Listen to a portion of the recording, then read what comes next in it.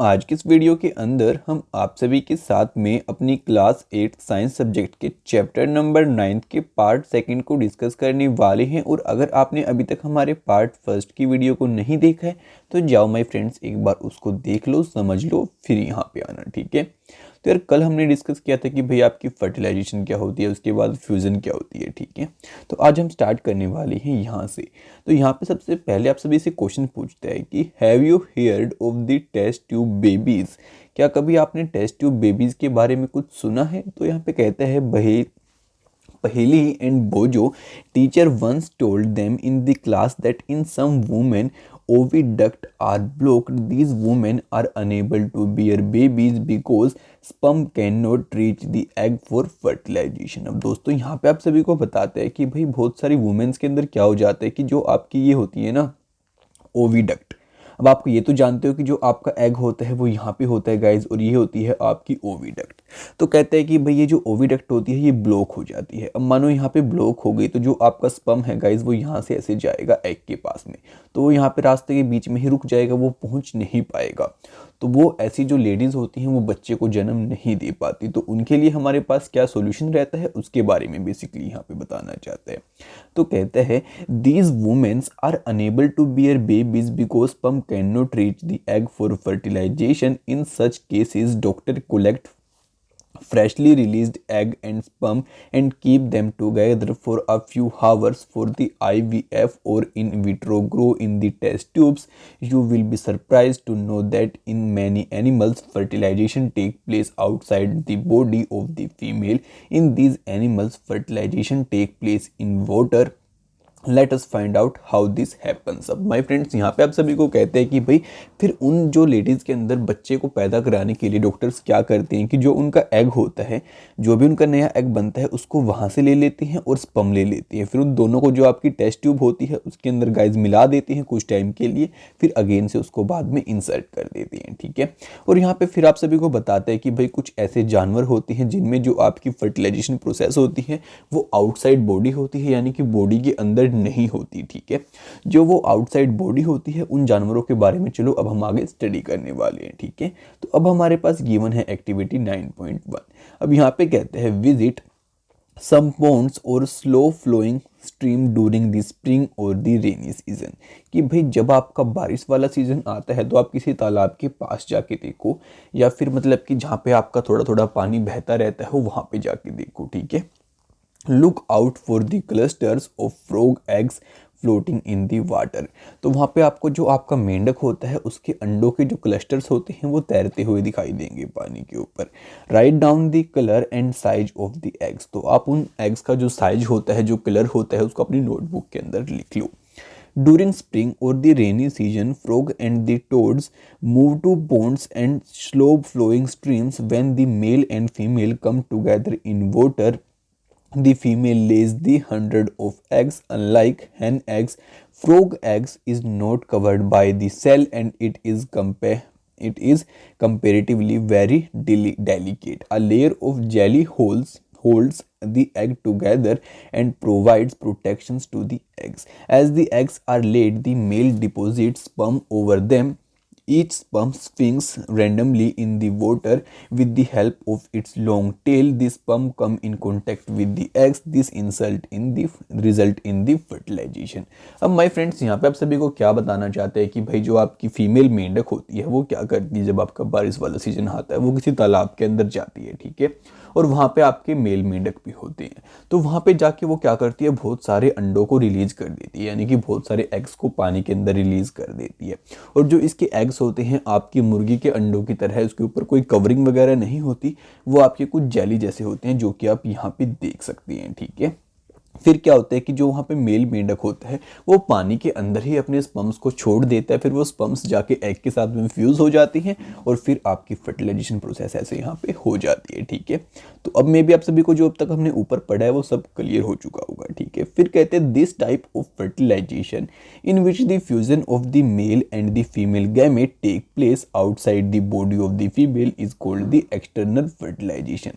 अब यहाँ पे कहते हैं कि जो आपकी इस टाइप की फर्टिलाइजेशन रहती है जो भी किसी ऑर्गेनिज्म की बॉडी के बाहर होती है उसको हम क्या बोलते हैं, एक्सटर्नल फर्टिलाइजेशन। ठीक है। फिर कहते हैं it is very common in the aquatic animal such as fish, star fish etcetera. और ये जो आपके एक्वाटिक यानी कि पानी वाले जीव होते हैं, जैसे कि आपकी स्टार फिश हो गई और आपकी दूसरे वाली फिश हो गई, उन सभी के अंदर ये सारी चीज़ें कॉमन होती हैं, यानी कि बॉडी के बाहर क्या होती है, उनकी वर्टिलाइजेशन। ठीक है, फिर आप सभी को आगे बताता है why do fish and frog lay egg in the 100 whereas a hen lay only 1 egg at a time. कि भाई जो आपका मेंढक है या फिर मछलियां हैं वो एक टाइम पे बहुत सारे अंडे क्यों छोड़ती हैं, जबकि जो यहाँ पे आपकी मुर्गी है वो तो सिर्फ एक ही अंडा देती है। यहाँ पे कहते हैं दो these animal lay 100 of eggs and release million of sperms, all the eggs do not get fertilize and develop into new individual. अब यहाँ पे कहते हैं कि भाई ये बहुत सारे जो अंडे छोड़े जाते हैं पानी के अंदर या फिर बहुत सारे स्पर्म छोड़े जाते हैं, वो इसलिए छोड़े जाते हैं क्योंकि इनमें से हर एक आपका फर्टिलाइज नहीं हो पाता। ठीक है, this is because the egg and sperm get exposed to water movement, wind and the rainfall. Also there are other animals in the pond which may feed। अब यहाँ पे कहते हैं कि भाई वहाँ पे तालाब के अंदर और भी बहुत सारे जानवर होते हैं जो कि उन अंडों को खा भी सकते हैं, इसलिए यहाँ पे बहुत सारे अंडे एक बारी में छोड़े जाते हैं, उनमें से कुछ ही वहाँ पे फर्टिलाइज हो पाते हैं, वो सारे नहीं हो पाते, और बाई चांस ऐसा भी हो सकता है कि वो सारे हो जाएं। ठीक है, अब यहाँ पे आगे आप सभी को कहता है thus production of large number of eggs and sperm is necessary to ensure fertilization. और इसलिए यहाँ पे जरूरी हो जाता है कि भाई हम बहुत सारे अंडों को छोड़ दें और बहुत सारे स्पर्म्स को छोड़ दें, ताकि भाई कोई ना कोई तो फर्टिलाइज वहाँ पे हो ही जाएगा। ठीक है, बाकी यार बहुत सारे हो जाते हैं। फिर कहता है how could a single cell became such a big individual. अब आपके माइंड में एक क्वेश्चन यहाँ पे जरूर आ रहा होगा कि भाई स्टार्टिंग में तो एक छोटा सा सेल होता है और आगे चल के वो इतना बड़ा इंसान या फिर कोई जो ऑर्गेनिज्म जैसे आपका मेंढक है वो कैसे बन जाता है। ठीक है, अब आपके माइंड में क्वेश्चन जरूर आ रहा होगा। ठीक है, तो चलो माय फ्रेंड्स अब आपके डाउट को दूर करते हैं और हम स्टडी करते हैं डेवलपमेंट ऑफ एम्ब्रियो को। ठीक है, तो अब आप सभी को बताता है यहाँ पे fertilization result in the formation of zygote. अब आप इस बात को तो जानते हो कि भाई जब आपकी फर्टिलाइजेशन होती है तो आपका जाइगोट बनता है, which begins to development into an embryo. फिर बताता है कि जो आपका ये जाइगोट बनता है ना, ये आगे चल के आपका एम्ब्रियो में डेवलप हो जाता है। किसमें डेवलप हो जाता है गाइज? एम्ब्रियो में। ठीक है, ये बात अब आपको यहाँ पे क्लियर हो चुकी है। फिर कहते हैं the zygote divides repeatedly to give rise to a ball of cell. और यहाँ पे कहते हैं कि भाई जो आपके जाइगोट एक सेल होता है ना, वो आपका डिवाइड होता चला जाता है 1 से 2 सेल में, और आपका एक पूरा सेल्स का ऐसे गुच्छा बना देता है। ठीक है, ग्रुप बना देता है, उसको हम गाइज यहाँ पे फिर एम्ब्रियो वगैरह बोल देते हैं। ठीक है, और ऐसे आपकी ग्रोथ यहाँ पे स्टार्ट होती है। फिर यहाँ पे आप सभी को कहते हैं this cell then begins to form a group that develop into a different tissues and organs of the body. और ऐसे फिर क्या होता है गाइज, आपके सेल से और ज़्यादा सेल्स बनते हैं, फिर आपके आगे चल के टिश्यू बनते हैं, टिश्यू से फिर आपके ऑर्गन बन जाते हैं बॉडी के। This development structure in termed an embryo. और यहाँ पे कहते हैं कि भाई जो ये आपकी डेवलपमेंट होती है ना, अलग अलग स्ट्रक्चर्स की, इन सभी को हम मिला के एक एम्ब्रियो बोल देते हैं। The embryo gets embedded in the walls of the uterus for the further development. और यहाँ पे बताता है फिर जो आपका एम्ब्रियो होता है, जो आपकी यूटीरस होती है, यूटीरस मैंने आपको पीछे बताया था डायग्राम के अंदर, जो फीमेल रिप्रोडक्टिव पार्ट था वहाँ पे कि भाई आपकी यूटीरस क्या होती है। अगर आपको नहीं पता तो बैक जाके देखो। ठीक है, वहाँ पे जाके आपका ये एम्ब्रियो चिपक जाता है और फिर आगे जाके बेबी बनने की जो ग्रोथ होती है, डेवलपमेंट होती है, वो वहाँ पे चलती है। ठीक है, फिर बताता है the embryo continue to develop into the uterus, it gradually develop body parts. और यहाँ पे कहते हैं कि भाई वहाँ पे आपका यूटीरस के अंदर वो आगे चल के डेवलप होता है, फिर हमारी बॉडी के पार्ट बनना यहाँ पे स्टार्ट हो जाते हैं, जैसे कि बेबी के हाथ हो गए, पैर हो गए, हेड हो गया, उसकी आंखें हो गई, उसके कान हो गए, और भी बहुत सारी चीज़ें बनती हैं। फिर कहता है the stage of the embryo in which all the body part can be identified is called a foetus. और यहाँ पे कहते हैं कि भाई जो आपके एम्ब्रियो की वो स्टेज होती है जिसके ऊपर हम कह सकते हैं कि भाई बच्चे की ये हाथ है, ये पैर है, ये हेड है, या फिर ये इसका दिल है, या फिर ये इसके पैर हैं। तो गाइज उस स्टेज को हम यहाँ पे क्या बोल देते हैं? फीटस बोल देते हैं कि भाई अब बच्चा फीटस बन चुका है। फिर कहते हैं when the development of the foetus is complete the mother give birth to the baby. और यहाँ पे कहते हैं कि जब आपके फीटस की जो ग्रोथ होती है, जो डेवलपमेंट होती है, वो पूरी हो जाती है, तो हम क्या, तो जो लेडीज़ होती है वो क्या करती है? एक बच्चे को बर्थ देती है, यानी कि जन्म देती है। ठीक है, बाकी माय फ्रेंड्स इस फिगर की हेल्प से बहुत सारी चीज़ें मैं आपके यहाँ पे क्लियर करने वाला हूँ। ठीक है, इसको मैं जूम करके आपको अच्छे से एक्सप्लेन करूँगा। ठीक है, उसके बाद माय फ्रेंड्स आपको एक बार मैं इसको यहाँ पे स्टडी करा देता हूँ इतना, फिर हम इसको जूम करते हैं, फिर इसको समझते हैं। ठीक है, उसके बाद यहाँ पे कहते हैं आपको internal fusion take place in the hens also. और ऐसे ही जो आपकी मुर्गियाँ होती हैं उनके अंदर भी इंटरनल फर्टिलाइजेशन आपकी टेक प्लेस करती है, यानी कि काम करती है। But do hens give birth to the baby like the human being and the cow. क्या तब भी देखो जो आपकी मुर्गियाँ होती हैं उनके अंदर भी आपकी इंटरनल फर्टिलाइजेशन होती है, लेकिन तब भी वो एक इंसान और काऊ की जैसे एक बच्चे को जन्म नहीं देती, वो अंडा देती हैं। You know that they do not then how are chicken born, let us find out. तो अब चलो हम आगे वैसे वो भी जानने वाले हैं कि जो आपका मुर्गी का बच्चा यानी कि चूजा जिसको हम चिकन बोलते हैं वो कैसे आपका यहाँ पे पैदा होता है, उसका क्या सीन रहता है।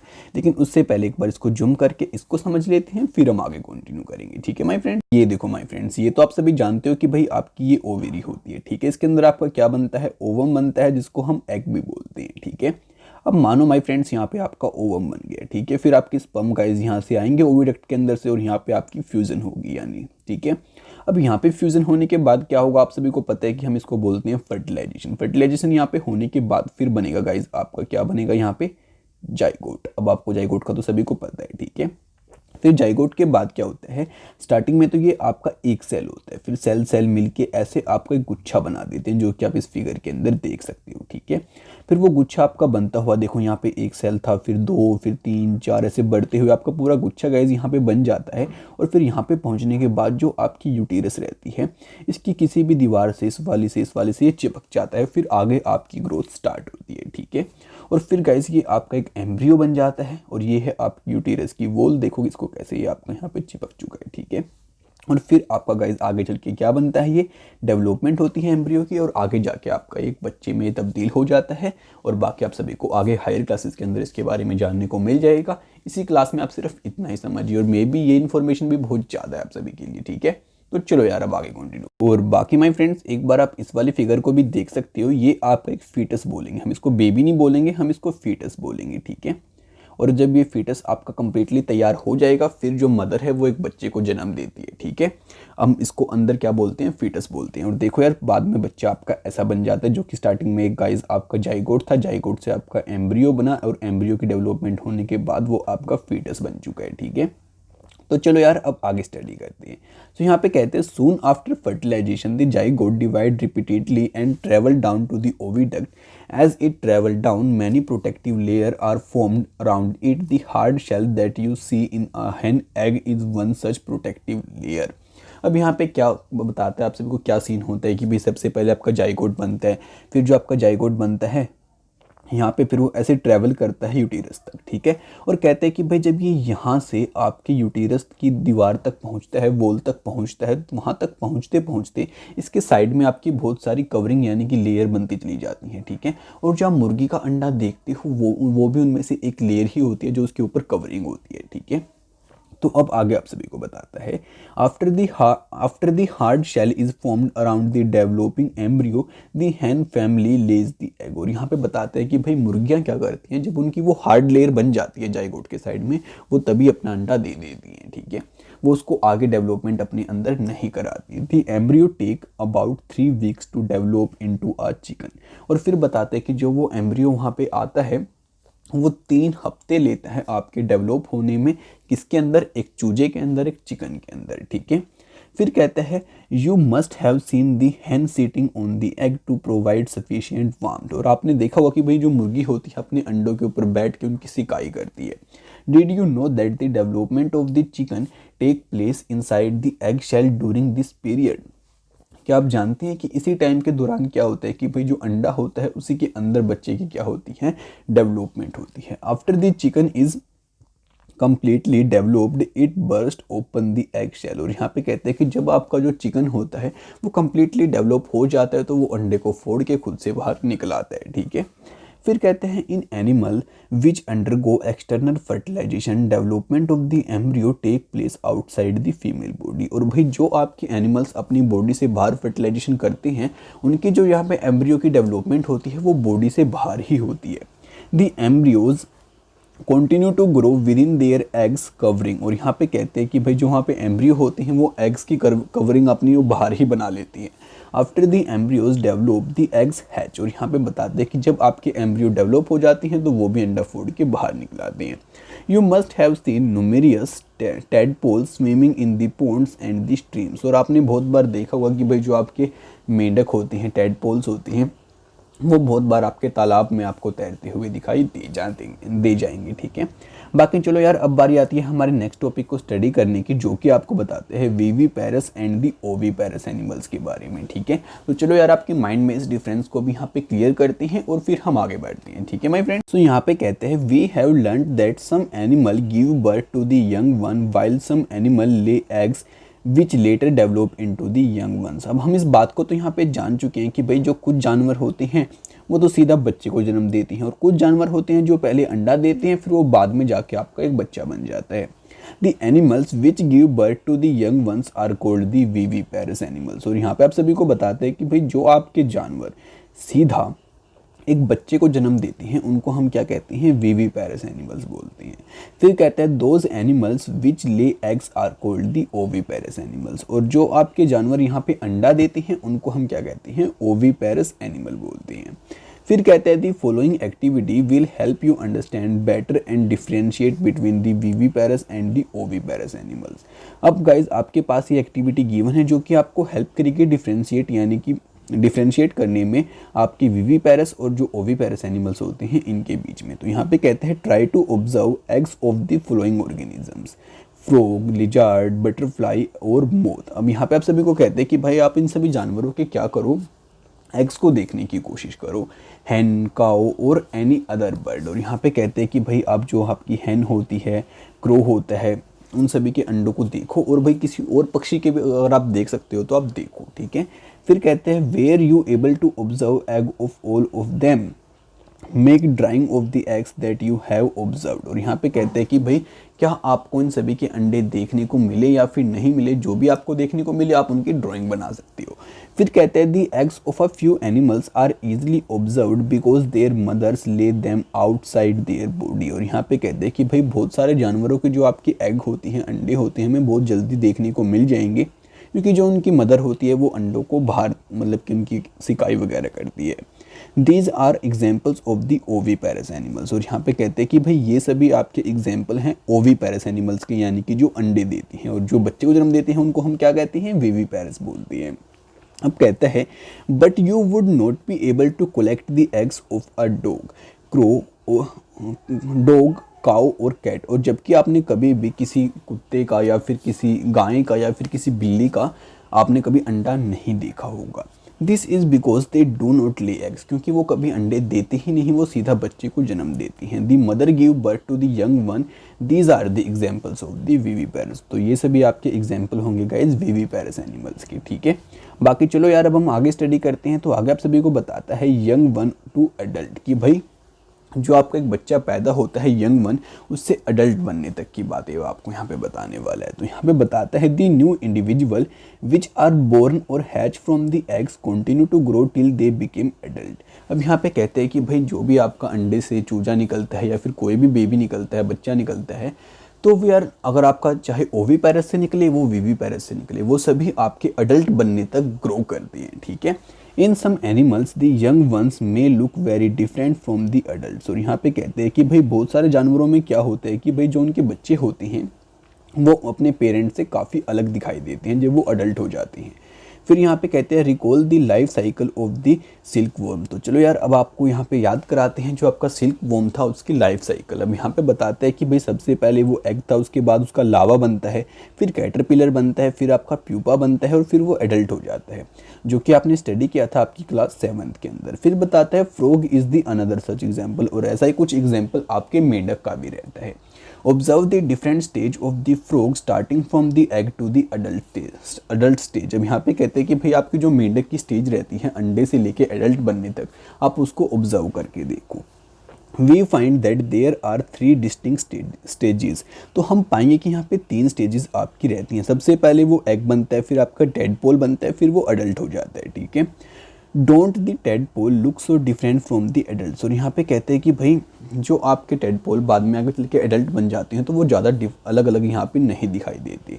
Can you imagine that these tadpoles would some day became frogs. और क्या अब यहाँ पे इमेजिन कर सकते हो कि भाई जो ये आपके टेडपोल्स हैं एक दिन आगे जाके ये आपकी मेंढक बन जाएंगे। सिमिलरली द कैटरपिलर और the pupa of silkworms look very different from the adult moth. और यहाँ पे कहते हैं कि भाई ऐसे ही जो आपका कैटरपिलर होता है, प्यूपा होता है, वो बहुत अलग दिखाई देते हैं अपने जो उनकी एडल्ट फेज होती है यानी कि मोथ वाली उससे। फिर कहते हैं the feature that are present in the adult are not found in these young ones. और यहाँ पे कहते हैं कि भाई जो अडल्ट के अंदर फीचर हमें देखने को मिलती हैं, खूबियाँ देखने को मिलती हैं, वो बच्चों के अंदर नहीं होती। Then what happen to the tadpoles और दी कैटरपिलर्स देयर आफ्टर। तो जो आपके टेडपोल्स होते हैं, कैटरपिलर्स होते हैं, उनके साथ में क्या होता है आप उनके बारे में सोच सकते हो। फिर यहाँ पे कहते हैं can you must have a seen a butterfly a beautiful moth emerging out of the cocoon. In case of the tadpole they transform into adult capable of jumping and swimming। अब यहाँ पे कहते हैं कि भाई आपने देखा होगा कि भाई कोई ब्यूटीफुल सा मोथ आपका निकल रहा है कोकून के अंदर से, यानी कि जो उसके वो पहले वाली फॉर्म थी उससे वो अडल्ट हो रहा है, ठीक है। और यहाँ पे बता रहा है कि भाई ऐसे जो आपके टेडपोल्स होते हैं वो भी ट्रांसफॉर्म हो जाते हैं अडल्ट के अंदर, फिर वो आपकी मेंढक बन जाती हैं, तो वो जंप भी लगा सकती हैं और तैर भी सकती हैं। The transformation of the larva into an adult through drastic changes is called the metamorphosis। अब दोस्तों यहाँ पे आप सभी को कहते हैं कि भाई जो ये आपकी ट्रांसफॉर्मेशन होती है ना, लार्वा से सीधा एडल्ट में जाना, तो यार ये जो आपके चेंज आते हैं इन सभी चेंजेस को हम यहाँ पे क्या बोलते हैं, मेटामॉर्फोसिस, ठीक है। फिर कहते हैं what about the changes that we observe in our body as we grow. कि भाई जब हम बड़े होते हैं, बच्चे से अब बड़े तक जाते हैं हम इंसान भी, तो हमारी बॉडी के अंदर क्या क्या चेंज आते हैं आप सभी को पता होगा। Do you think we too undergo metamorphosis. क्या आप सभी को लगता है कि भाई हम भी मेटामॉर्फोसिस के अंदर जाते हैं। In human beings parts similar to those present in the adults are present from the time of the birth. और यहाँ पे कहते हैं कि भाई जो हमारे बर्थ के टाइम पे हमारी बॉडी के पार्ट्स रहते हैं, जब हम बड़े होते हैं पार्ट्स हमारे वही रहते हैं, लेकिन वो साइज बढ़ जाता है, आप सभी को पता होगा इसके बारे में, ठीक है। बाकी चलो माय फ्रेंड्स यार अब आपको आगे स्टडी कराते हैं एसेक्सुअल रिप्रोडक्शन, ठीक है।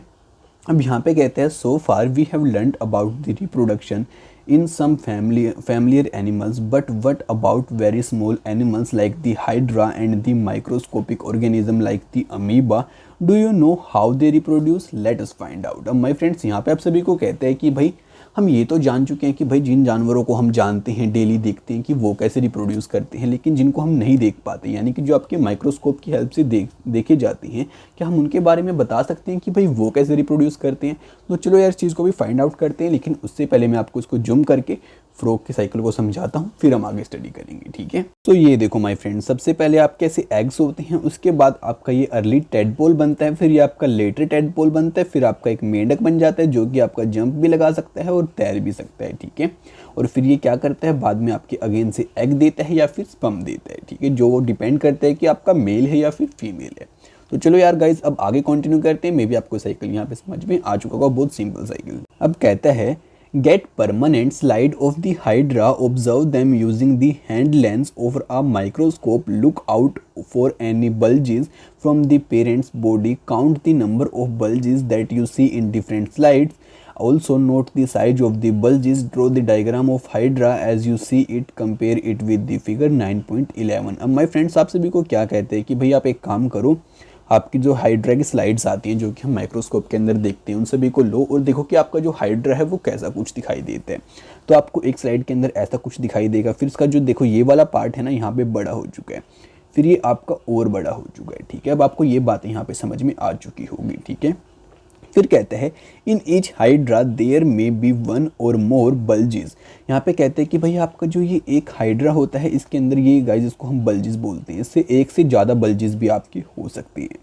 फिर कहते हैं सॉरी गाइज वो फिर कहते हैं this bulges are the developing new individuals and they are called the buds. अब यार ये जो गाइज आपके बल्जेस रहते हैं इनको हम क्या कहते हैं यहाँ पे कि भैया रिप्रोडक्शन कर रहा है, ये जो इनके जो नए आने वाले बेबी हैं आप उनको ये बेबी समझ सकते हैं इनके, लेकिन इनको बेबी नहीं बोलते हैं, हम इनको बर्ड्स बोलते हैं। फिर कहते हैं recall the presence of birds in yeast. अब आपको याद आया होगा कि भाई जो आपका यस्ट था वहाँ पे भी आपके क्या प्रेजेंट होती हैं, बर्ड्स प्रेजेंट होती हैं। In hydra the new individuals develop as outgrowth from a single parent. अब यहाँ पे कहते हैं कि भाई यहाँ पे जो आपका नए इंडिविजुअल पैदा होते हैं वो कैसे होते हैं कि भाई जो पेरेंट होते हैं ना उसकी बॉडी का ही कोई पार्ट यहाँ पे बड़ा होना स्टार्ट हो जाता है, फिर और बड़ा होता है, फिर वो आपका बड बन जाता है, फिर यहाँ से अलग हो जाता है, ठीक है। फिर कहते हैं this type of reproduction in which only a single parent is involve is called the asexual reproduction. कि भाई ये जो आपकी रिप्रोडक्शन रहती है ना, जहाँ पे सिर्फ एक ही पेरेंट की ज़रूरत पड़ती है, यानी कि दो पेरेंट की ज़रूरत नहीं पड़ती हमें मेल और फीमेल की, सिर्फ एक ही पेरेंट से काम चल जाता है, तो उसको हम कहते हैं एसेक्सुअल रिप्रोडक्शन, ठीक है। फिर कहते हैं since new individuals develop from the birds in hydra this type of asexual reproduction is called the budding. और यहाँ पे दोस्तों आप सभी को कहते हैं कि भाई यहाँ पे जो आपका हाइड्रा के अंदर क्या हो रहा है कि आपका एक बर्ड की हेल्प से न्यू इंडिविजुअल आ रहा है, तो इस प्रोसेस को हम यहाँ पे बडिंग बोलते हैं, ठीक है। क्या बोलते हैं? बडिंग बोलते हैं, जो कि आपकी यहाँ पे हो रही है। फिर कहते हैं another method of asexual reproduction is observe in the microscopic organism amoeba. अब यहाँ पे कहते हैं कि अगर आपको हम एक एग्जाम्पल और दें आपकी एसेक्सुअल रिप्रोडक्शन का, तो वो हमें अमीबा के अंदर देखने को मिल जाता है। Let us see how this happen. तो चलो देखते हैं अमीबा के अंदर ये सारी चीज़ें कैसे होती हैं। तो कहते हैं you have already learn about the structure of amoeba, कि आप अमीबा के स्ट्रक्चर के बारे में तो पहले ही स्टडी कर चुके हो। आपको याद आया होगा कि भाई जो आपका अमीबा है वो एक सिंगल सेल ऑर्गेनिज्म है। फिर कहता है it begin the process of reproduction by the division of nucleus into two nucleus. अब यहाँ पे कहते हैं कि जो आपका अमीबा है वो रिप्रोडक्शन स्टार्ट करता है सबसे पहले अपने न्यूक्लियस को डिवाइड करके। This is followed by the division of the body into two, each part receiving a nuclei. Finally, the amoeba are produced from one parent amoeba। अब दोस्तों यहाँ पे आप सभी को कहते हैं कि भाई सबसे पहले आपका अमीबा ऐसे होता है, फिर देखो जो इसका न्यूक्लियस है ना अंदर का पार्ट, ये दो पार्ट में से डिवाइड हो चुका है, ठीक है। फिर ये बिल्कुल आपका बीच वाले पार्ट को भी डिवाइड करता है और फिर बाद में दो बन जाते हैं। आपके एक पेरेंट से क्या बन चुके हैं गाइज? यहाँ पे दो बन चुके हैं। तो यही कुछ बातें अभी तक आपको समझा रहा है। फिर कहते हैं this type of asexual reproduction in which a animal reproduce by dividing into two individual is called the binary fission. कि भाई जो आपकी ऐसे रिप्रोडक्शन यहाँ पे होती है ना कि भाई एक पेरेंट से दो पेरेंट बन गए हैं, तो इस टाइप की आपकी जो एसेक्सुअल रिप्रोडक्शन होती है उसको हम बाइनरी फिजन बोलते हैं, और पीछे वाले को हम क्या कहते हैं? बडिंग बोलते हैं, ठीक है। फिर कहते हैं apart from budding and the binary fission there are the another method by which a single parent reproduce young one। अब यहाँ पे कहते हैं कि भाई इन सभी को छोड़ के जो आपकी बडिंग होती है, बाइनरी फिजन होती है, और भी बहुत सारे मेथड होती हैं जिनकी हेल्प से जो आपका सिंगल पेरेंट होता है वो रिप्रोड्यूस कर सकता है एक बच्चे के अंदर। You will study about this in your higher classes. उनके बारे में आप अपनी आगे जाने वाली क्लासेस के अंदर स्टडी करने वाले हैं, तो इस वाली क्लास के अंदर आपको सिर्फ इतना ही स्टडी करना है, ठीक है। बाकी चलो माय फ्रेंड्स, अब आपको स्टोरी बताते हैं, स्टोरी ऑफ डोली द क्लोन।